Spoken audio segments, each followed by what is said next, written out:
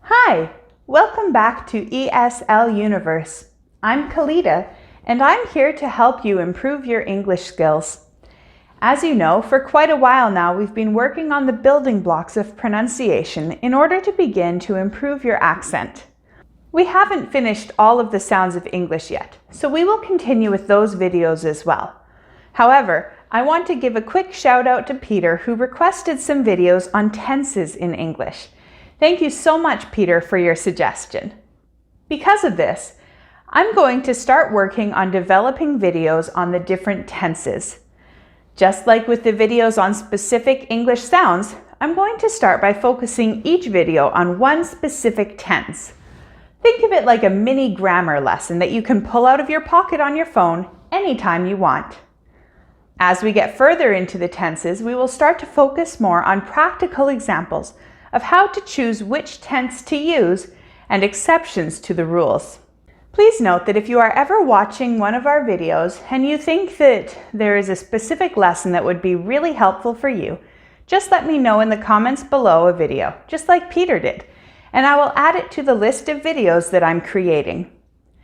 As we go along, I'm going to refer to each tense by its proper name because that will help you find more resources for that tense.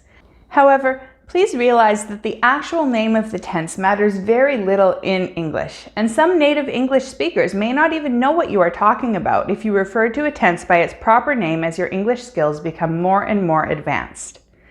This is because we rarely even think about what tense we are using. We just use it.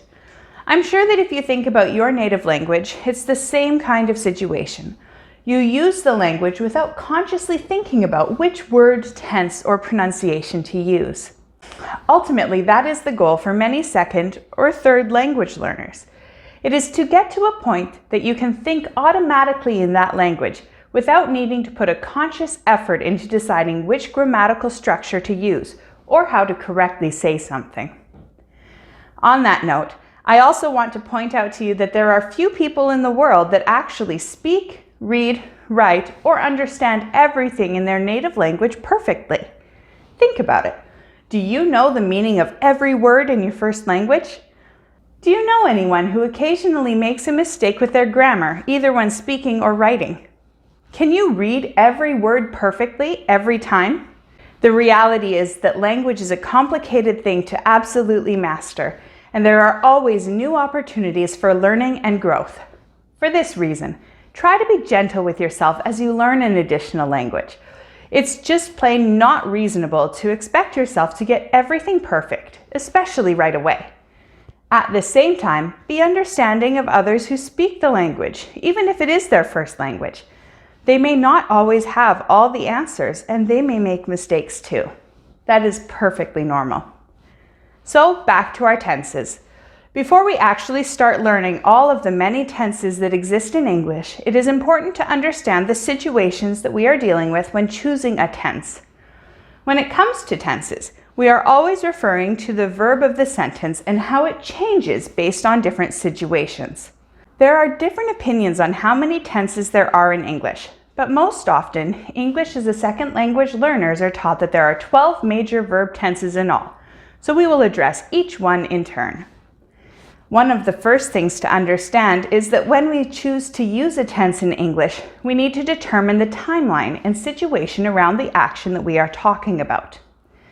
To keep it simple, there are two main questions that I want you to ask yourself when you are trying to determine which tense to use.